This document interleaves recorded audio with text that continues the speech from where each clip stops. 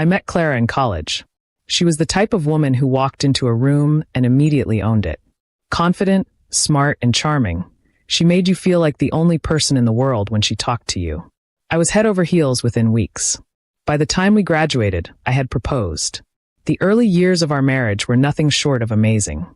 We traveled, built careers, and dreamed about a future filled with love and laughter. I thought we were one of those rare couples that would actually make it.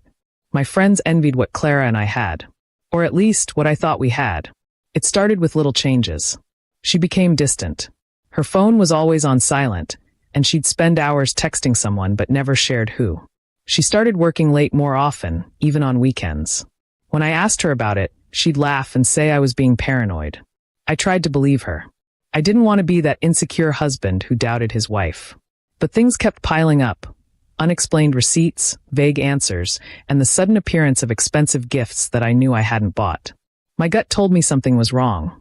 One day, I followed her. I know how that sounds, but I needed to know. She said she had a team dinner after work. I parked down the block and waited. Sure enough, she wasn't alone. A man I didn't recognize walked out of the building with her, and they kissed right there on the sidewalk. My world shattered. I didn't confront her right away. Instead, I took pictures and quietly returned home. I needed time to think, to figure out what I wanted to do. I loved her, or at least the version of her I thought I knew. A week later, I confronted her. She didn't deny it.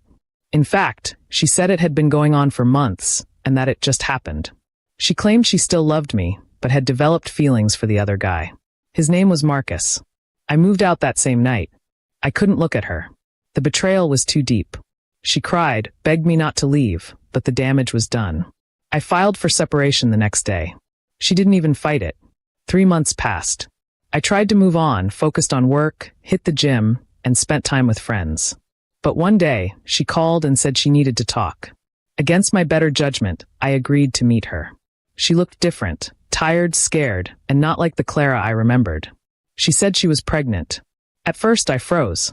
Then she said the baby was likely Marcus's, not mine. I sat there in disbelief as she explained everything. Apparently, Marcus had broken things off after learning she was pregnant. He didn't want anything to do with her or the child. She had hoped I'd come back, that we could raise the baby together. That maybe we could start over. I told her no. I wasn't going to play daddy to another man's child, especially not after being betrayed. I made it very clear that I wanted nothing to do with her or the baby. She cried, said I was being cruel, but I felt like I was finally standing up for myself. Weeks later, I got a call from the hospital. Clara had given birth and listed me as the father. I was furious. I rushed there, demanded a paternity test before signing anything. The nurse tried to assure me it was standard, but I wasn't taking any chances. Sure enough, the results came back a week later. The baby wasn't mine. Not even a little. I felt angry, sad, and relieved all at once. It confirmed everything. I returned to the hospital to make sure my name wasn't on any documents. Clara was there. She looked exhausted but hopeful.